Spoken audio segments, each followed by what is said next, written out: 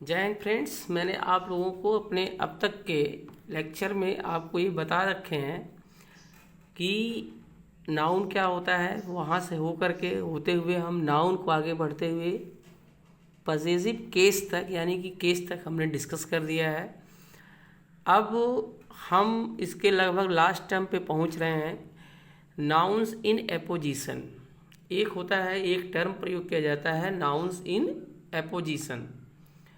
ठीक है, तो एपोजिशन क्या होता है यहाँ पर, ये एपोजिशंस नहीं होना चाहिए था, केवल और केवल एपोजिशन होना चाहिए, ये एस नहीं है।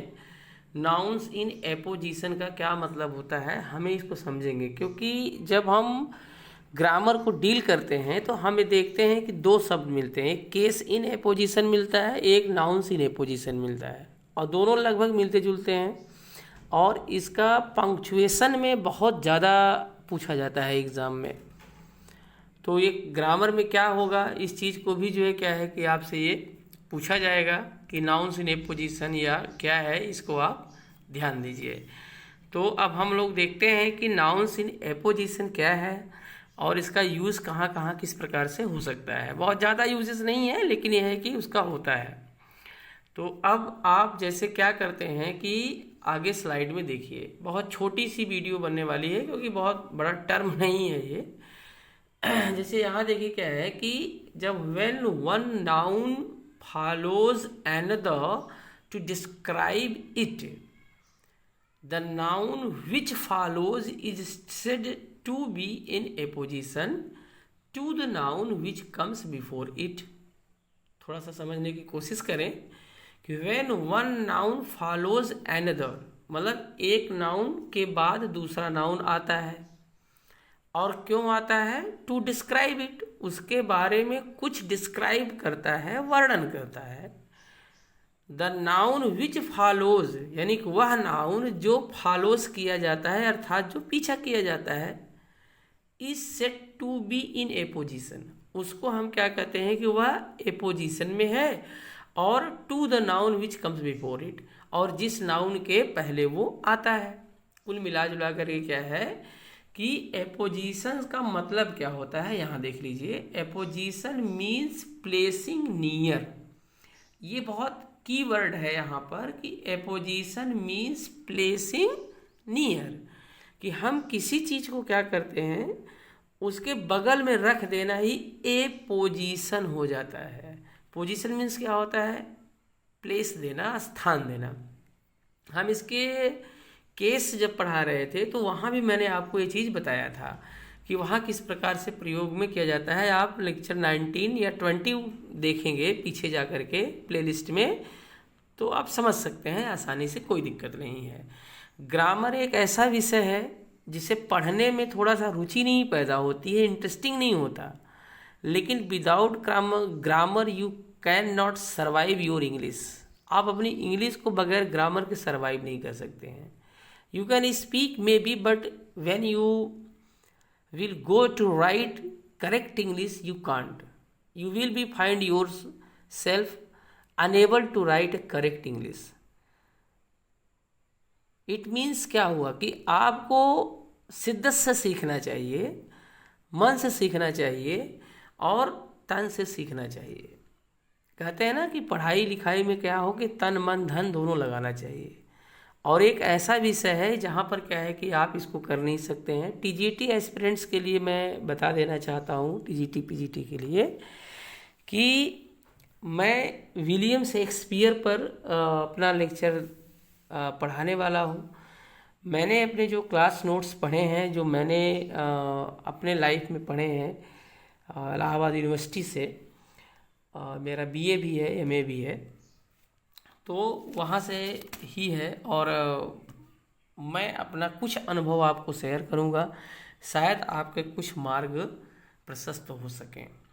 तो इस एग्जाम्पल में देखिए क्या है कि ये अपोजिशन मीन्स होता है प्लेसिंग नियर, यानी कि हम किसी भी चीज़ को क्या करते हैं, प्लेसिंग नियर। हम किसी चीज़ को, कोई नाउन है, उसके एक नाउन के बगल में दूसरा नाउन रख देते हैं। हम उसी को क्या कहते हैं, पोजीशन के। देखिए अ नाउन इन ए पोजीशन है ना, अ नाउन इन ए पोजीशन, यहाँ ओपोजिशन हो गया है, ये गलत होना चाहिए, ए है, एपोजिशन होना चाहिए, यहाँ पर ओपोजिशन नहीं एपोजिशन होना चाहिए।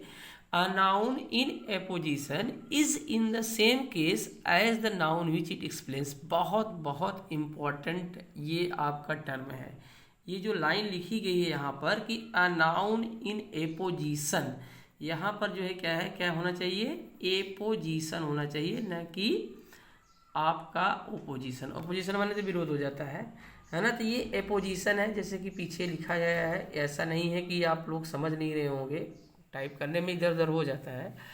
तो अ noun in apposition is in the same case, मतलब क्या है कि वो सेम केस में होना चाहिए। अब सेम केस कहने का मतलब क्या हुआ कि अगर वह सब्जेक्टिव केस में हो रहा है, यानी कि जिसे हम नॉमिनेटिव केस कहते हैं, तो वो नॉमिनेटिव केस में होगा। अगर वो एक्यूजेटिव केस में बनता है, यानी कि ऑब्जेक्टिव केस में बनता है, तो ऑब्जेक्टिव केस में रहेगा। और जिनेटिव केस मीन्स अगर पजेसिव केस में बनता है तो पजेसिव केस में रहेगा, सीधी सी बात है। तो वो सेम केस में ही इसका प्रयोग किया जाता है। पहला एग्जाम्पल आप देखें, जैसे है कि Sachin our captain made 50 runs, देख रहे हैं। अब यहाँ देखिए सचिन क्या है, सचिन यहाँ पर सब्जेक्ट है और सचिन के बारे में एक नया वर्ड जोड़ा गया है जो कि है आवर कैप्टन। अब ये एक एक्स्ट्रा इन्फॉर्मेशन दे रहा है। एपोजिशन, नाउन इन एपोजिशन का मतलब क्या है कि to give extra information about noun. किसी नाउन के बारे में या सब्जेक्ट के बारे में, ऑब्जेक्ट के बारे में जो एक्स्ट्रा इन्फॉर्मेशन देता है, हम उसी को क्या कहते हैं, एपोजिशन कहते हैं। बात क्लियर हो रही होगी।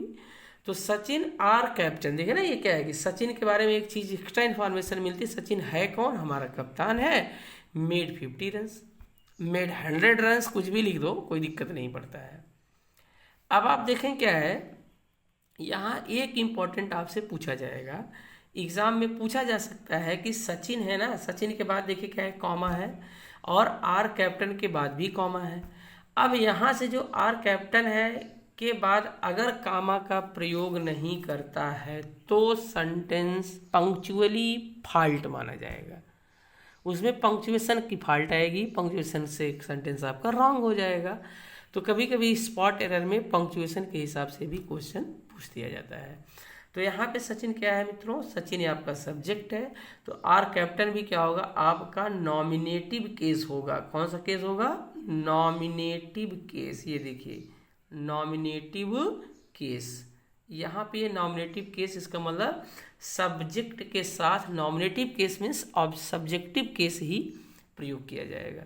ये पहले ही बताया गया ना कि वो सेम केस में होने चाहिए, केस का डिफरेंस नहीं, कारक का डिफरेंस नहीं आना चाहिए। ये चीज़ आपको यहाँ पर देखने को मिलता है। ठीक, दूसरा एग्जांपल समझ लेते हैं, बहुत छोटा सा है। Yesterday I met your uncle the doctor. अब देखें, यस्टरडे हो गया, फिर आई मेट योर अंकल हो गया। यहाँ पर अंकल जी क्या है भाई, चाचा जी यहाँ क्या है, चाचा जी यहाँ पर ऑब्जेक्ट हैं। चाचा जी क्या है, यहाँ ऑब्जेक्ट हैं, अंकल हैं। अब अंकल क्या हैं ये बता रहा है कि द डॉक्टर हैं। अंकल क्या है, द डॉक्टर है। तो यहाँ सब्जेक्ट है, वर्ब है, फिर ऑब्जेक्ट आ जाता है, उसके बाद जो भी होगा ऑब्जेक्ट होगा। लेकिन यहाँ देखिए, अब इस अंकल के बाद कॉमा लगा करके क्या किया गया है, द डॉक्टर का प्रयोग किया गया है। इसका मतलब ये कौन सा केस हो गया, ये आपका हो गया एक्यूजेटिव केस के बारे में हम जिसको बोलते हैं एक्यूजेटिव केस। ठीक है, ये देखिए, इसी को हम क्या कहते हैं, इसी को हम कहते हैं ऑब्जेक्टिव केस। तो इसका मतलब क्या हुआ, ऑब्जेक्ट के साथ एक्यूजेटिव केस या ऑब्जेक्टिव केस आ गया, केस सेम हो गया, तो आपका सेंटेंस करेक्ट माना गया। लेकिन अगर ध्यान दें, इसी सेंटेंस में अगर ये कॉमा नहीं देता है डॉक्टर अंकल के बाद, तो ये सेंटेंस गलत माना जाएगा। ठीक है, तीसरा एग्जांपल देखते हैं। यहाँ है have you seen Ganguly the artist drawings. देखिए, अब मैंने ये सेंटेंस यहाँ पे गलत ही लिखा है, जानबूझ के गलत लिखा है। इसका आप अगर पंक्चुएशन फॉल्ट करना है, पंक्चुएशन सुधारना है, तो कैसे कर सकते हैं, दिमाग लगाइए। सबसे पहला सेंटेंस तो ये हैव में गलती है ना, हैव क्या होना चाहिए, एच आपका कैपिटल होना चाहिए। दूसरा हैव यू सीन गांगुली, ठीक है। उसके बाद देखिए यहाँ देखिए द हो गया, ठीक है ना। द के बाद द यानी गांगुली के बाद क्या, कॉमा होना चाहिए।